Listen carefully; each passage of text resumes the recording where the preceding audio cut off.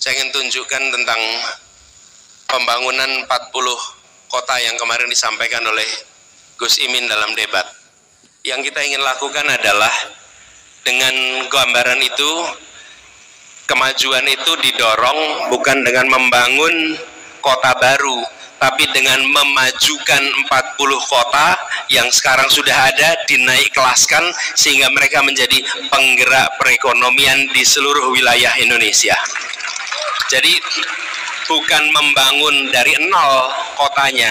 Semarang didorong maju, kemudian Purwokerto didorong maju, Cilacap didorong maju, supaya mereka menggerakkan perekonomian yang ada di sekitarnya. Tapi bila kita tidak mendorong 40 kota ini, nah ini dia nih, ini contoh nih. Jadi 40 kota ini sebagai persatuan, ini bukan kota-kota yang nol. Lain dengan membuat IKN itu lahan kosong dibangun kota. Kalau ini kota yang didorong kemajuannya. Jadi yang disampaikan Gus Imin itu ada dasarnya. Ini loh dasarnya nih. Dengan demikian kota-kota ini akan menjadi penggerak perekonomian di wilayahnya. Selama kita tidak mendorong kemajuan itu lewat kota-kota, kita tidak menggerakkan. Semua hasil pertanian diserap oleh kawasan urban. Hari ini 57% penduduk Indonesia tinggal di perkotaan. Di tahun 2050 75% penduduk Indonesia tinggal di perkotaan. Bila kita tidak membangun, mengupgrade ya kota-kota kita ini, 40-an kota, maka kita akan mengalami problem yang sama seperti di Surabaya. Jadi apa yang dikatakan Gus Imin kemarin itu sahih, berdasarkan studi, bukan imajinasi dan bukan selera. Itu teknokratik, ada argumennya. Makanya kami siap berdebat karena karyanya dengan gagasan, bukan tanpa gagasan, ya. Kemudian tadi ada yang berbicara angin, angin ya, pas debat keluar soal angin. Saya akan sampaikan soal angin ya kemarin. Teman-teman pernah dengar berita Singapura seluruh wilayahnya tertutup asap karena kebakaran hutan. Berarti di dalam Singapura ada hutan yang terbakar ya? Iya. Kalau ada orang tidak mau menerima argumen soal angin, berarti kita harus mengatakan di dalam Singapura ada kebakaran hutan sehingga seluruh Singapura tertutup asap. Mau nggak kita terima argumen itu? Masuk akal tidak? Nah, masuk akal. Di Singapura sudah tidak ada hutan dan tidak ada kebakaran. Kok bisa seluruh Singapura tertutup asap? Karena ada tempat lain yang kebakaran hutan. Terus asapnya kemana? Terbawa oleh angin sehingga sampai ke, mau bilang lagi, jangan salahkan angin. Jangan pernah merendahkan akal sehat dan data. Jangan pernah. Nah, sekarang boleh digambarkan. Sekarang saya tunjukkan foto polusi. Ini potret satelit. Ini data nih. Potret satelit Jawa bagian barat dan polusi real time. Berhentikan dulu sebentar. Berhenti. Stop. Stop. Klik stop. Saya tunjukkan cara bacanya. Nih, kita pakai ilmu pengetahuan sama-sama, oke? Jangan pakai imajinasi, oke? Jangan pakai fiksi. Anda lihat kiri bawah.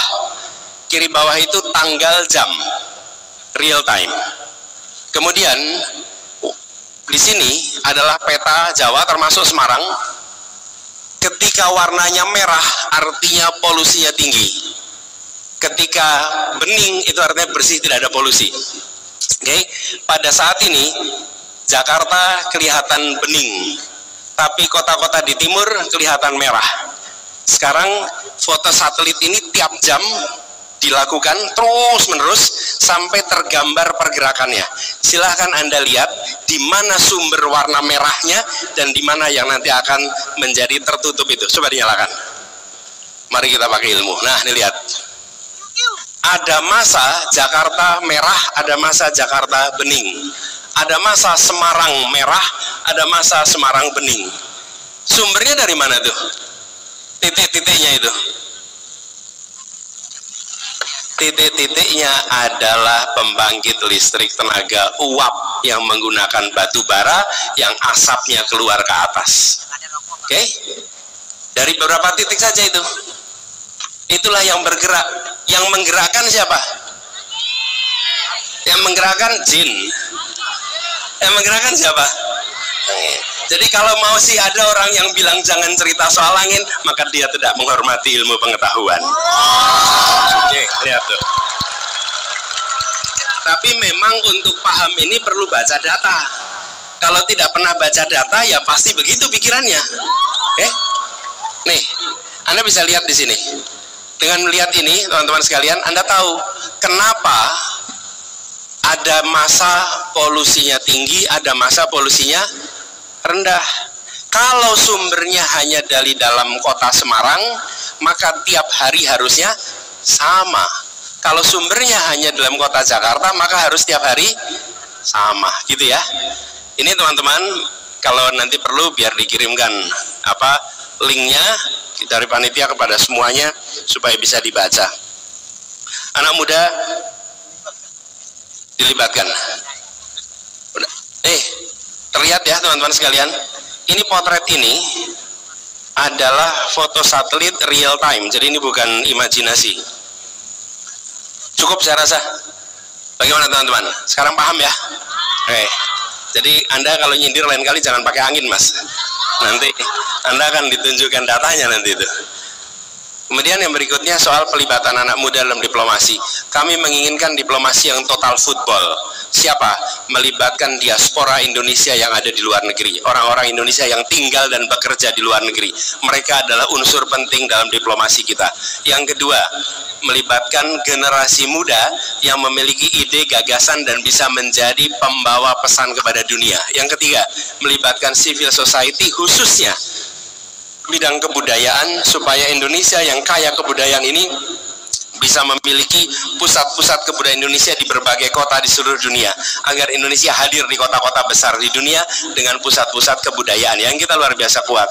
Yang ketiga, unsur bisnis, sehingga aktivitas diplomasi kemudian ditopang dengan aktivitas bisnis. Jadi ruangnya terbuka sekali dan kita ingin bersama-sama anak muda yang punya banyak ide. Mungkin itu ya yang komentar saya. Silakan. Baik, terima kasih. Tepuk tangan untuk Bang Anies Baswedan.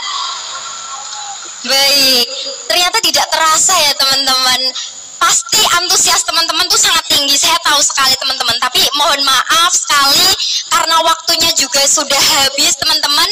Jadi kita foto bersama terlebih dahulu, Prof Zainal, Bapak Anies dan Caimin.